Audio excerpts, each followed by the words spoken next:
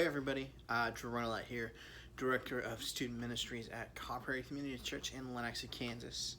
I hope that you've all had a wonderful week. I certainly did. I enjoyed the weather, got some time outside, spent some time with some family. It was a really good week. Let's jump in. So as you know, last week we started a new series called Mission Possible. This series is all about this mission God gave us as Christians, this mission that is called the Great Commission, how God gave us the mission of going out and spreading his word to all nations, to all people, to everyone, telling them who he is, what he's done, and try to get them to come and follow him like we do. Last week, we started this series. We talked about how one thing to help us do that is by being real. Being yourself, not being someone who goes and just, tries to be better than everyone else, or someone who,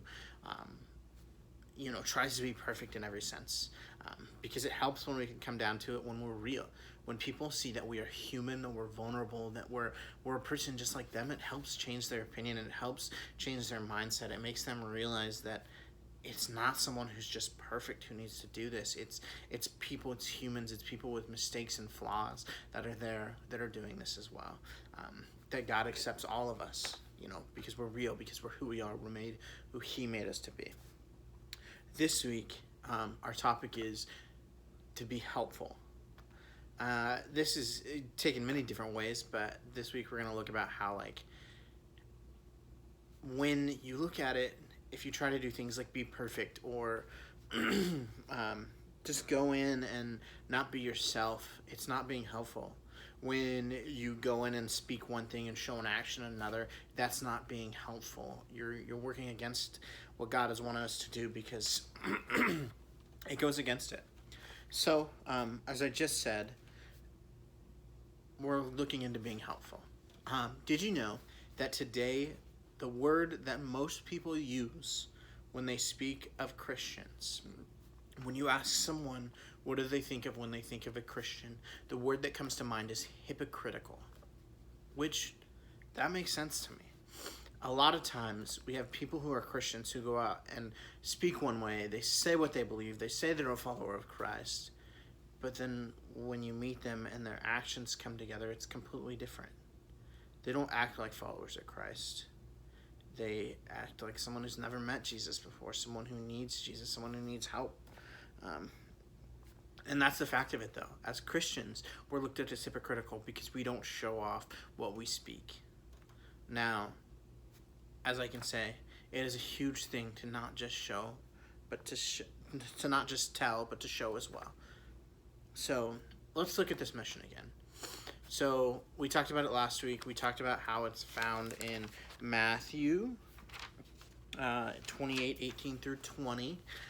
We talked about how it's called the Great Commission.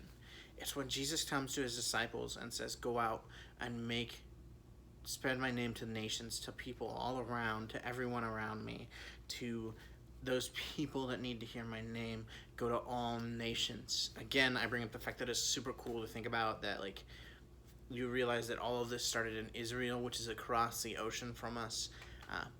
But even today, this Great Commission was so big and so much done well that it reaches us here today, that it has spread so far that it has really reached the nation here we are in. I think that is so cool, but we still have work to do. Now, as that's our mission, let's look at a story that comes before the Great Commission today. The story is found in Luke chapter 10, 1 through 9. I want to sum it up for you. I really encourage you just to go in and read it yourself, because it is a cool story. It kind of explains how Jesus wants us to do things when it comes to this Great Commission. So, as you know, before the Great Commission, Jesus goes and tells his disciples, he goes and sends 72 of his disciples out to do the Great Commission, to do what this mission he gave us is. But before he gave it to him as a mission, he says, go out and spread my name, tell people about me, tell them who I am, all of this. But here's a few things that he tells them. First off, he told them to get to know people, to understand who they are, to connect with them, to be friendly with them. to know people on who they are, not just be like, hey, this is my mission, here's what it is, to just preach. That's the other thing he did. He didn't just tell them to go and preach and then leave. He didn't say, go tell them about myself and then leave.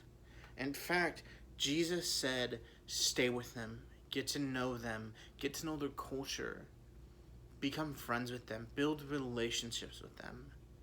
He told them to do these things to help show what Christians were. Not just do, not just speak, but show. Again, he spent them not just to talk to them, but to spend time with them. Because knowing a person's heart is a huge thing when it comes to being a Christian. Now, you may ask, yeah, that's in the Bible, that's what that is, but how do we show and not just speak? Well, here's some ways that people knew that the disciples, when they spoke, they weren't just showing, they were showing, not just speaking. One, the words they spoke. When they spoke the word, it was genuine, it was honest, they were themselves, they were real. Like we talked about last week, they were real. They were who they were. They could feel the emotion and the true belief in the words that they spoke. 2, their actions. It began with doing those things like building those relationships, getting to know them, not just preaching and leaving, but showing what a heart of God truly looks like and being there for them. And lastly, they built relationships.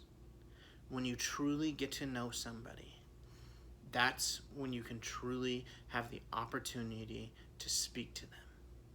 Relationships are so important. I can sit here and talk to someone I know so much better than I can to someone I don't.